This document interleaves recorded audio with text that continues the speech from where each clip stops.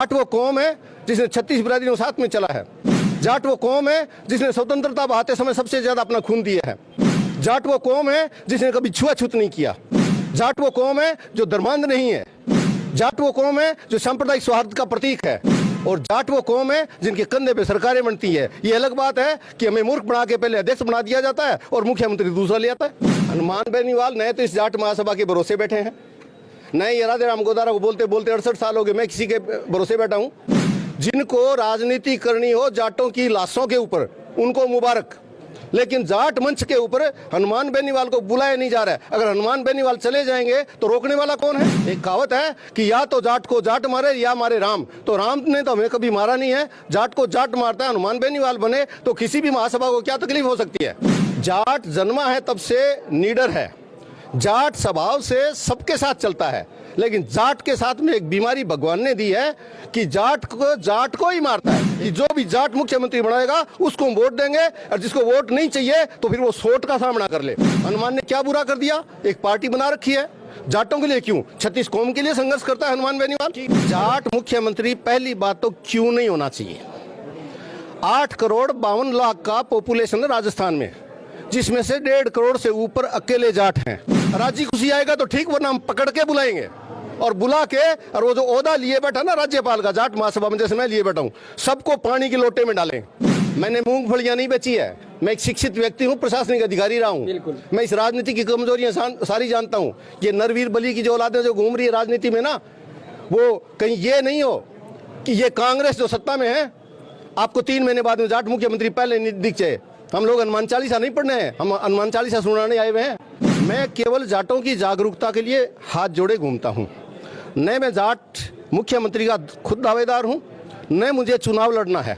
मुझे केवल युवाओं पर पूरा भरोसा है कि अगर ये युवा पीढ़ी जाटों की चेतना में आ गई, अगर इनको ये महसूस हुआ कि हम लोगों को रोका गया है, तो युवाओं के कंधे बहुत मजबूत है। हम जैसे वृद्ध लोगों को अपने अभ्यास से इनको जागरूक करना चाहिए कि एक गाय के बदले 4 ऊंट। इसलिए वीर तेजा ने उस लांछा गुजरी के हाथ जोड़ने पर एक उदाहरण पेश किया, अपने प्राण न्यौछावर कर दिए, अपनी वचनबद्धता निभाई और समाज को ये मैसेज दिया कि आप समाज में केवल अकेले नहीं हैं। 36 बिरादरियों को सबसे आगे जाके जो सहयोग करता है उसका नाम जाट है। इसलिए वीर तेजा न केवल हमारे लिए बल्कि समाज की 36 बिरादरियों के लिए पूरी जान न्यौछावर की है। ये तो नया समय आ गया जब करेंसी नोट के अंदर आ गई।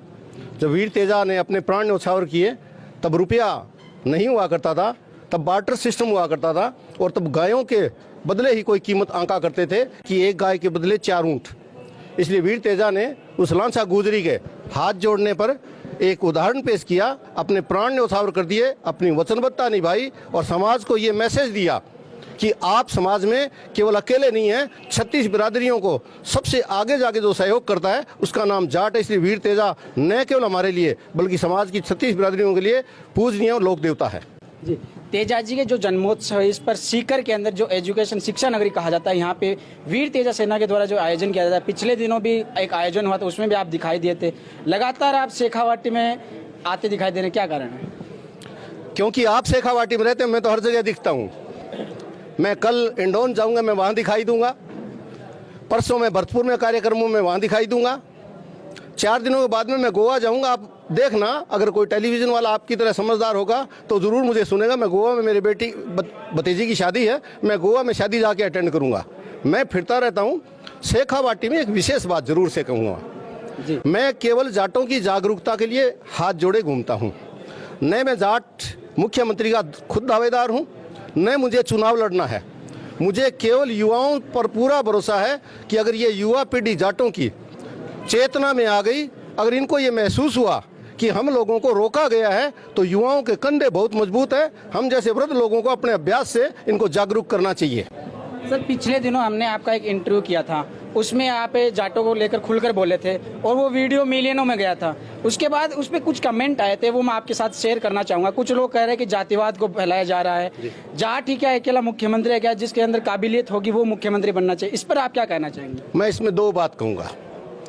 कमेंट करते हैं उनका स्वागत है, क्योंकि आजकल कोई किसी को भी इस सोशल मीडिया पे कुछ भी कहे, ये उनकी स्वतंत्रता है।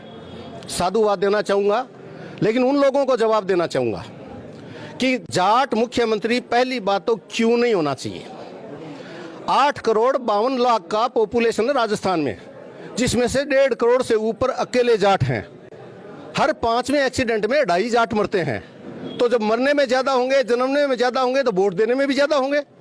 और अगर किसी को ये लगता है कि ये जातिवाद है, तो मैं उन जातिवाद के बड़े वीरों से पूछना चाहता हूं आपके इस चैनल के मार्फत कि राजस्थान में चाहे कांग्रेस हो, चाहे भारतीय जनता पार्टी हो, चाहे राष्ट्रीय कोई भी दल, सियासी दल हो, एक बार चित्तौड़ से जाट को टिकट दोनों मिला के दे दो, कांग्रेस का और बीजेपी का कूट के एक थाली के अंदर और एक टिकट बना के दे दो, अगर उसकी जमानत जब्त नहीं हो जाए तो वोट तो जातिवाद पे मिलता है। इसमें जाट क्यों नहीं मरना चाहिए। और फिर मैं उनसे यह भी पूछना चाहूंगा, जाट वो कौम है जिसने 36 बिरादरियों साथ में चला है। जाट वो कौम है जिसने स्वतंत्रता बहाते समय सबसे ज्यादा अपना खून दिया है। जाट वो कौम है जिसने कभी छुआछूत नहीं किया। जाट वो कौम है जो धर्मांध नहीं है। जाट वो कौम है जो सांप्रदायिक सौहार्द का प्रतीक है। और जाट वो कौम है जिनके कंधे पे सरकारें बनती है। ये अलग बात है कि हमें मूर्ख बना के पहले अध्यक्ष बना दिया जाता है और मुख्यमंत्री दूसरा ले आता है। तो हम लोग यहाँ आपके मार्फत आगे भी कहा और मैंने भी उस पर कमेंट देखे, और धन्यवाद जो मिलियंस में लोगों ने मुझे देखा। मैं तो इतना सा कहना चाहता हूँ, केवल एक बात कहना चाहता हूँ कि क्या जाट का मुख्यमंत्री बनने का अभी सिलसिला पूरा हो गया, या जाट को बना दिया, या जाट को नए बनाने की सौगंध ले रखी है, या जाट बन जाएगा तो कोई बहुत बड़ा अपराध हो जाएगा। जाट को जानबूझ के टाला जाता है। इसको सियासी दलों का तुष्टीकरण कहना चाहिए। नादिराम जी, एक चीज और जानना चाहूंगा कि हनुमान बेनीवाल लगातार जाट मुख्यमंत्री की मांग करते आ रहे हैं, लेकिन जो जाट महासभा एक और है, आपकी अलग है, एक महासभा और है, वो लगातार हनुमान बेनीवाल को टारगेट करते हैं। उस पर क्या कहना चाहेंगे। इसी को तो जाट कहते हैं। अगर ये नहीं करते तो हनुमान बेनीवाल रो चाहे कोई कभी बन गए होते ना। जाट जन्मा है तब से नीडर है। जाट स्वभाव से सबके साथ चलता है, लेकिन जाट के साथ में एक बीमारी भगवान ने दी है कि जाट को ही मारता है। एक कहावत है कि या तो जाट को जाट मारे या मारे राम। तो राम ने तो हमें कभी मारा नहीं है, जाट को जाट मारता है। हनुमान बेनीवाल बने तो किसी भी महासभा को क्या तकलीफ हो सकती है। ये वो लोग हैं जो समाज के जयचंद हैं। अगर मैं भी ये कहता हूं कि हनुमान को नहीं बनाना चाहिए, मुझे इतना ही कहना चाहिए कि मैं जाट मुख्यमंत्री का दावेदार नहीं हूं।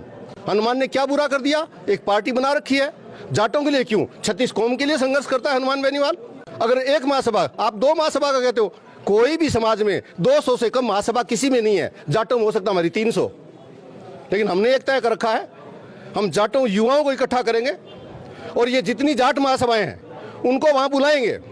राजी खुशी आएगा तो ठीक, वरना हम पकड़ के बुलाएंगे और बुला के, और वो जो ओहदा लिए बैठा ना राज्यपाल का जाट महासभा में, जैसे मैं लिए बैठा हूं, सबको पानी के लोटे में डालेंगे। सबसे पहले महासभा खत्म करेंगे, फिर हम दोनों इन राष्ट्रीय दलों का बहिष्कार करेंगे और हम 21 लोगों की एक कार्यकारिणी बनाएंगे और एक संत को उसका मुखिया बनाएंगे और ये कहलवाएंगे कि जो भी जाट मुख्यमंत्री बनाएगा उसको हम वोट देंगे, और जिसको वोट नहीं चाहिए तो फिर वो सोट का सामना कर ले। अभी 5 मार्च को जाट महासभा के नेतृत्व में हो रही है, वो भी एक जाट मार्च, उस पर आप क्या कहना चाहेंगे। महाकुंभ, मैं उस पर कुछ नहीं कहना चाहता। मैं इतना ही कहना चाहता हूं, जाट किसी भी बहाने से, किसी भी मंच से इकट्ठा होके सच्चे रूप में अगर जाट की सेवा करते हैं तो सबका साधुवाद है। उसमें भी एक राजनीति हो रही है, वो आपको भी पता होगा, मैं लेकिन बता देता हूँ। उसमें भी बीजेपी के या कांग्रेस के नेताओं को ज्यादा बुलाया जा रहा है। जो खिलाफत करते हैं या मतलब जाट के बारे में ज्यादा खुलकर बोलते हैं, उन नेताओं को नहीं बुलाया जा रहा है, खास करके हनुमान बेनीवाल को। क्या कहना चाहेंगे। हनुमान बेनीवाल नए तो इस जाट महासभा के भरोसे बैठे हैं, नए ये राधे राम गोदारा को बोलते बोलते 68 साल हो गए। मैं किसी के भरोसे बैठा हूं। जिनको राजनीति करनी हो जाटों की लाशों के ऊपर, उनको मुबारक, लेकिन जाट मंच के ऊपर हनुमान बेनीवाल को बुलाया नहीं जा रहा है। अगर हनुमान बेनीवाल चले जाएंगे तो रोकने वाला कौन है। अगर मैं जाऊंगा, मुझे भी नहीं बुलाया गया। आपको भी न्योता नहीं आया क्या। अभी तक न्योता नहीं आया, और जब मैं पिछली बार आया था तो मेरे से यहाँ विमोचन करवाया गया। मैं विमोचन इसलिए करता हूँ कि मुझे जाट से प्रेम है।